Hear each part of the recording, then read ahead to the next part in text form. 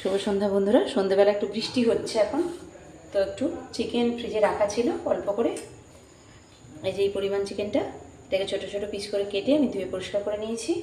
আর এখানে আমার কাছে বিশেষ কিছু সবজি নিয়ে একটু চিকেন স্টু বানাবো। গাজর ছিল, গাজর চোখো চোখো করে কেটে নিয়েছি। পেঁয়াজ নিয়েছি দুটো মিডিয়াম সাইজের, একটা মিডিয়াম সাইজ টমেটো নিয়েছি, রসুন কুচি, আদা কুচি নিয়েছি। এবার আমি আঁচটা জ্বালিয়ে দিচ্ছি। এখানে জ্বালিয়ে আমি ব্ল্যাক পেপারটা একটু গুঁড়ো করে নেব। বন্ধুরা আমি একটা এখানে প্রেসার কুকার বসিয়ে দিয়েছি, আঁচটা জ্বালিয়ে দিচ্ছি।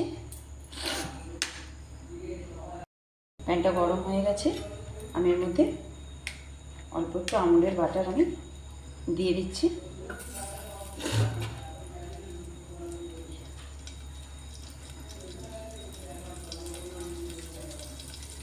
কয়েকটা গোটা গোলমরিচ আমি দিয়ে দিলাম।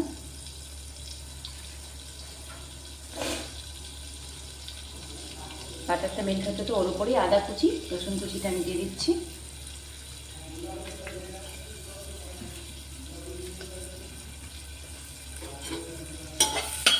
এটাকে হালকা নাড়াচাড়া করবো, খুব বেশি ভাজা যাতে না হবে। ওর উপরেই আমি লবণ হালকা লাগিয়ে রাখা চিকেনটাকে আমি চেপে চেপে দিয়ে দিচ্ছি। দিয়ে আমি অল্প একটু সয়া সস দিয়ে দেবো।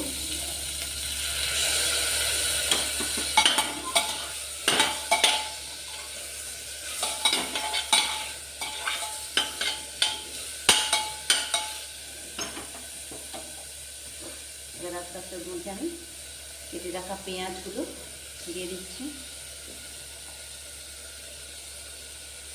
গাজরটা দিয়ে দেবো, টমেটো কুচিও দিয়ে দেবো কয়েকটা।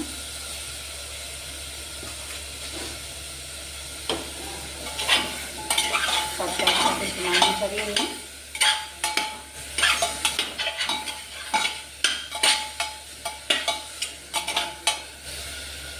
অল্প একটু নাড়াচাড়া করে নিই।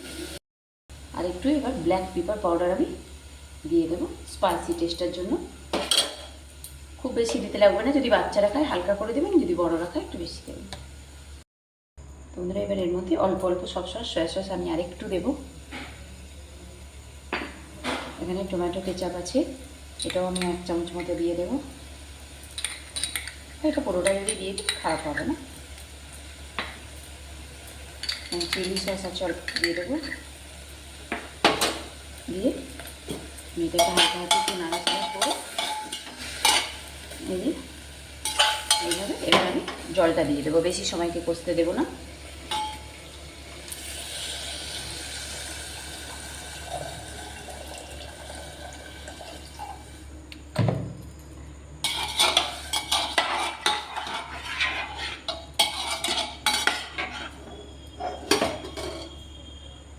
তো বন্ধুরা এবার সমস্ত জল টল দিয়ে এটা রেডি করে নিয়েছি। এবার কিছুক্ষণের জন্য এটা আটকে দেবো, দিলে তাড়াতাড়ি হয়ে যাবে। তো বন্ধুরা দেখো স্যুপটা খুব সুন্দরভাবে সেদ্ধ হয়ে গেছে, দারুণ কালার এসেছে। আমি অল্প একটু কর্নফ্লাওয়ার নিয়েছি, তাতে অল্প করে একটু জল মেশাবো, থিকনেসটা ঠিক থাকার জন্য এটা করছি। আর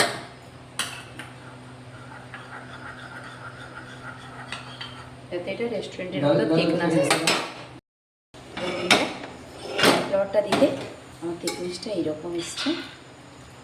একটু স্যুপটাতে একটু পাতলাই হয়, তো সন্ধ্যেবেলার দিকে ভাই বর্ষা পাতলা দিনে এইরকম ধরনের খাবারগুলো সহজ পাচ্ছ বা চট করে হজম হবে। চলুন সার্ভ করে দিই। তো আমি একটা স্যুপ বোল নিয়ে নিয়েছি। এই দেখো এরকম কালারটা এসছে, এরকম স্মেলটাও খুব সুন্দর এসছে।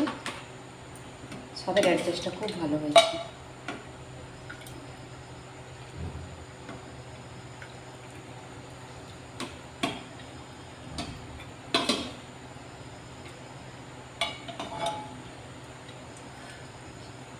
চিকেনগুলো আমি এইভাবেই রেখেছি।